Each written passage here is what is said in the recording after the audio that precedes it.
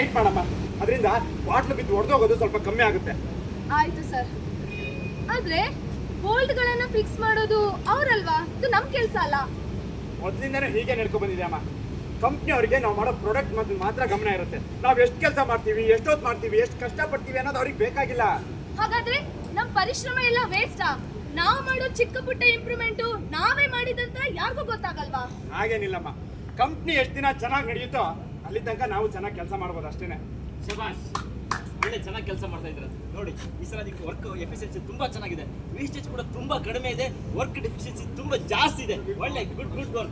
Sir, ನಮ್ಮ performance ಹೇಗೆ growth ಆಗ್ತಾ ಇದೆ ಅಂತ ಗೊತ್ತಾ ನಿಮ್ಗೆ? ಈಗ ಸ್ವಲ್ಪ ಗೊತ್ತಿಲ್ಲ, ನನ್ನ ಮ್ಯಾನೇಜರ್ನ ಕೇಳಿ ಹೇಳ್ತೀನಿ. ಸರ್, ನಮ್ಮ ವರ್ಕರ್ಸ್ನ ವರ್ಕ್ ಎಫಿಷಿಯನ್ಸಿ ಹೇಗಿದೆ ನಿಮ್ಮ ಅಭಿಪ್ರಾಯ? ಎಂಪ್ಲಾಯ್ಸ್ ವರ್ಕ್ ಎಫಿಷಿಯನ್ಸಿ ಬಗ್ಗೆ ನೀವೇ ತಲೆ ಕೆಡಿಸ್ಕೊತೀರಾ? ನಮ್ಮ ಕಂಪ್ನಿಗೆ ಏನು ಮೇನ್ ಟಾರ್ಗೆಟ್ ಏನಂದ್ರೆ ಈ ತಿಂಗಳು ನಮ್ಗೆ ಎಷ್ಟು ಪ್ರೊಡಕ್ಷನ್ ಆಗ್ತಾ ಇದೆ, ನಮ್ಗೆ ಎಷ್ಟು ಲಾಭ ಬರ್ತಾ ಇದೆ, ಅಷ್ಟು ಮಾತ್ರ ನೀವು ತಲೆ ಕೆಡಿಸ್ತೀವಿ. ಓಕೆ, ಒಂದು ತಿಂಗಳ ನಂತರ ಒಂದು ತಿಂಗಳ ನಂತರ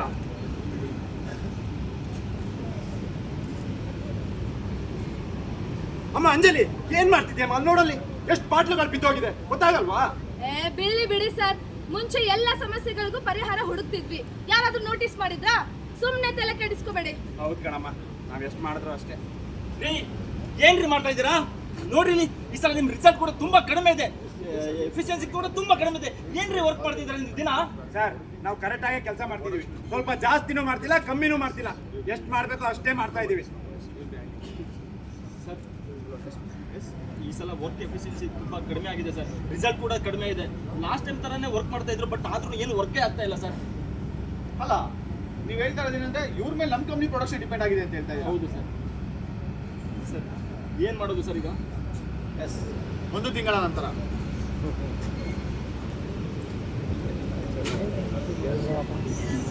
ಮುಂಚೆ ನಮಗ್ ಕೊಟ್ಟಿರೋ ಕೆಲ್ಸಕ್ಕಿಂತ ಜಾಸ್ತಿನೇ ನಾವು ಕೆಲಸ ಮಾಡ್ತಿದ್ವಿ. ಆದ್ರೆ ಈಗ ನಮ್ಗೆ ಎಷ್ಟು ಸಂಬಳ ಕೊಡ್ತಾರೆ ಅಷ್ಟಕ್ಕೆ ಮಾತ್ರ ಮಾಡ್ತೀವಿ. ಹೌದು, ನೀವು ಎಷ್ಟು ಸರ್ ಕೊಡ್ತಾರೆ ಅಷ್ಟೇ ಮಾಡೋದಲ್ಲದೆ ರಿಸಲ್ಟ್ ಜಾಸ್ತಿ ಬೇಕು ಅಂತಂದ್ರೆ ನೀವು ಅದಕ್ಕಿಂತ ಎಫರ್ಟ್ ಹಾಕ್ಲೇಬೇಕು.